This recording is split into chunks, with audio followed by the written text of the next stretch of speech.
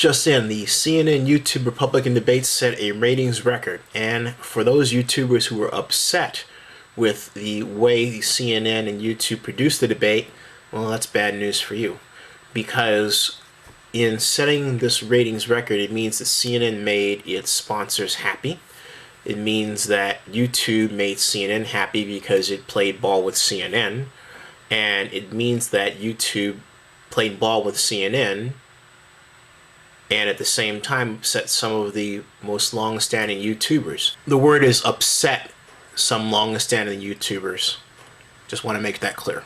Now, my message goes directly to Steve Grove of YouTube, who's the news and politics editor and a friend, and Dave Bohrman, who is the executive producer of the CNN YouTube debates and the Washington bureau chief. Now, I personally have always been supportive of and liked the format. But what I've noticed in terms of the criticism is that, well, it splits in two lines. Basically, those people who criticized were those who didn't have their videos picked. The people who loved the show were the ones that did. Now, in the Democratic debates, I was prepared to speak highly of the program even if my question wasn't picked. But I thought about that in this sense. I thought, why is that? Because the first time, CNN really promoted the debate. American Morning, The Situation Room, all of the CNN shows were devoted mostly to the debate, not partially, but mostly. There were commercial after commercial after commercial about the debate. There were segments devoted to who submitted what. This time it was dramatically scaled back. Why? Well, I have some speculation. It was a huge mistake. In spite of that, I thought you were quite lucky to get the ratings pop that you did, and you'd be very, very dangerous to read that as a support of your approach. You got lucky because of time. It's the holidays season. It's not the summer, unlike the last debate. It's cold outside. People stay in. All right. And the fact that you had all the Republican candidates there. So those two factors combined created for a ratings record that you experience.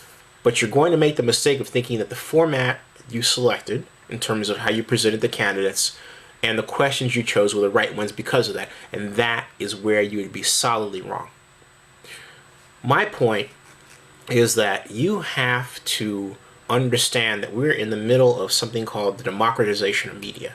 That is that anyone with a camera, like me, hello, or someone else with a blog can alter the information and communication landscape if they present a message that is, for want of a better term, tasty to many people. Okay, admittedly, they can use code to distribute that message to a lot of different people in ways that would seem less organic when studied. Granted, but the bottom line is that they're able to get the message out, and there's nothing you can do about it. By upsetting and pissing off so many people at the end of the CNN YouTube Republican debates, you set the tone for the possibility that another network can partner with a Bright Cove or AOL or Blip TV or some combination of the above or any of the other 77 YouTube type competitors and basically steal your thunder. That's what you set up. Now you would say, okay, what is it that we did? From my personal perspective, this is what you did. I'm just talking about me. I'm just going to say this straight out. A lot of how you guys have handled who you have on your shows has been wholly unprofessional. When you choose a person like myself, who I'm African American, okay, obviously, but what you did in my case is you put my picture on the sample questions, and then you put them on the YT Debates page, your channel, without a link back to my channel, and gave me the idea that perhaps I would be called on for later assignments. Now, I didn't sit back waiting. I asked, hey, are you going to call this time regarding Republican debates? All you had to do was answer back and say, no, that's not a problem. but you didn't. Leading me to wonder if I was just sort of a black face out there that was used just to say, hey, we're diverse or something like that. Not cool. Now, fast forward to when CNN did call, I received calls from producers of 3 different shows. None coordinated. One person called me, then said, okay, well, wait, we'll call you back later today. Never called back. So the way you guys handle how you get video talent to come on your shows is most disrespectful of the time of that person.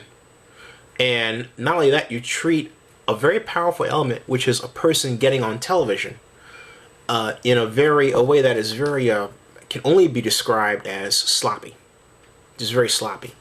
Now, you've got more submissions this time. You had 5,200 submissions of video submissions, and yet you chose fewer videos than before. You chose 34 this time versus, I believe, 43 the last time. So you've got more people that feel like their voice wasn't heard, and in certain categories, which is another mistake. You attempted to shape the Republican agenda. Now, you could not have done so without the cooperation of the Republican Party, but that is essentially what happened. It was a mistake to partner with the Republican Party. Your response would be, well, okay, we did so because we had to, otherwise it would not have been a debate. Fine, say it. Say that. If a person asks you what the format's going to be this time, tell them.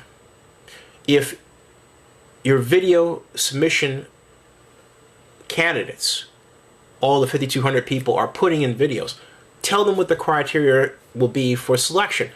Don't have them read the New York Times, Dave Bohrman, to find out what the criteria is. It should be posted on the YouTube site. It should be posted on the CNN site. That's your job. You all didn't handle that correctly. So my point is, you all owe an apology to the YouTube community over how you have handled them. Steve, I'm very disappointed in you because I hold you as a person with high standards, high intellect, high expertise. And I'm not going to let you come off that level. I want you to achieve that level and go beyond it. Because you're in a unique position in history, and to fall short of these objectives and these standards is to essentially wreck your position in history. It's that serious. So my point is this. When you do this next time, and there will be a next time, you take care of the people that form the content for what you're producing. Don't treat them like crap. Don't not talk to them. Don't only talk to them when you need to talk to them. Don't pick them out by race. For example, in the Republican debate, you had African Americans ask questions about blacks. You didn't do that in a Democrat debate. Was that a Republican issue, or is that something that you'd talk with the Republican Party about, or the local representatives who were helping you form the debate, and they said, well, gee, we only want you to choose blacks who ask black questions? Was that the case? Now, in my personal case, I know that you know that I've donated to the Obama campaign. Fine. My point is, just say, hey, Zennie, we've got this issue. And I'll say, fine, I will continue to support Senator Obama. That is unwavering. But you guys arguably support Senator Clinton. You've got James Carville on, who's a staunch Clinton backer and employee in the past. You got Paul Begala, same position, staunch Clinton supporter, Clinton employee. You've got Donna Brazile, who worked for Al Gore, and I believe Hillary Clinton, if I'm not mistaken. And I could go on and on and on. Even your polling person, who runs the Opinion Research Group, is a Clinton supporter. So, what are you getting after me for? I'm just curious. And that's also a guess. But I think, but given the research that I've done, it's a logical guess.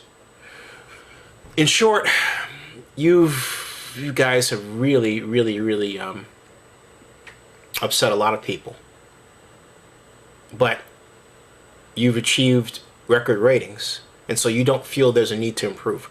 But I am telling you, there is. And if you don't, you could very well wreck not only the goodwill that you've built up, it's already starting to fade, but any future attempt to produce a great show because of the ill will that you've generated. You've got to clean it up. And I know you can do that. Thanks.